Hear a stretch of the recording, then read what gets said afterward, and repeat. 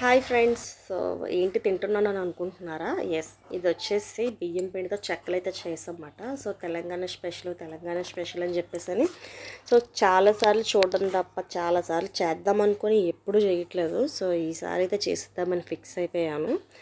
So తర్వాత ఏమీ లేదు, చాలా సింపుల్ ప్రాసెస్సే. బట్ ఏంటంటే చేయడం కొద్దిగా కష్టం. బట్ ఒక్కరోజు కష్టపడితే మటుకు చక్కగా ఒక 1 మంత్ దాకా తినవచ్చమంట. చాలా చాలా బాగుంటాయి, క్రిస్పీగా ఉన్నాయి స్నాక్స్. సో ఇవి ఎలా చేసామో మీకు పూర్తిగా ప్రాసెస్ చెప్తాను.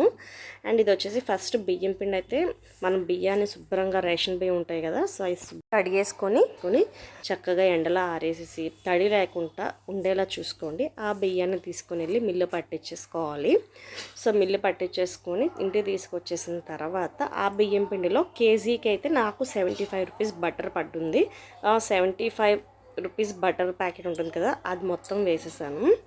సో అది వేసేసి అందులోని కొద్దిగా పచ్చిమిరపకాయలు, జీలకర్ర అండ్ అల్లం మిక్సీ పట్టించేసి అది వేసేసాను. మీకు కావాలంటే ఎండుమిర్చి కూడా వేసుకోవచ్చు. ఇవన్నీ కలిపి ఆ పిండిలో మిక్స్ చేసేయాలి. బటర్ కూడా వేసేసి బాగా కలిపేసుకోవాలి. మనకి ఏంటంటే చపాతీ ముద్ద టైప్లోని కలిపేసుకొని చిన్న చిన్న అప్పాలు అంటే అప్పడాలు చూస్తాం కదా, లైక్ చపాతీ కర్ర మీదైనా చపాతీ ప్లేట్ ఉంటుంది కదా, సో దాని మీద పాన్ వేసుకొని మనం అంటే రౌండ్ షేప్ అయినా అవసరం లేదు, ఏ షేప్ అయినా పర్వాలేదు.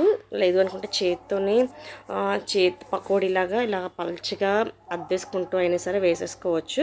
సో నేను వచ్చేసి పిల్లలకి అండ్ పెద్దవాళ్ళకి కూడా తింటాను, బాగుంటుంది కదా. సో స్వీట్ కూడా ఉండదు, చాలా బాగుంది. అండ్ ఫైనల్ రిజల్ట్ అయితే చాలా బాగుంది. ఫస్ట్ టైం వేసేటప్పుడు నాకు కలర్ తెలియక తీసేసాను, వైట్గా వచ్చేసాయి.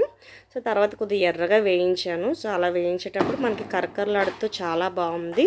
సో నాకైతే చాలా సాటిస్ఫైడ్ మాట, ఎంత కష్టపడినందుకు చాలా చాలా బాగుంది.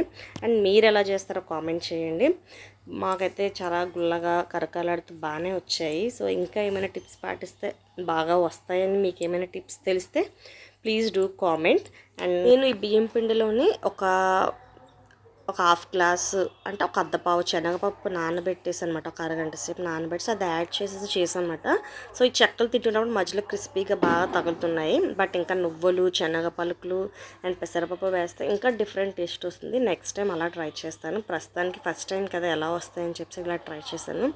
బట్ ఎనీవే కష్టం అయితే వేస్ట్ అవ్వలేదు, చాలా చాలా బాగా నచ్చేసాయి నాకైతే.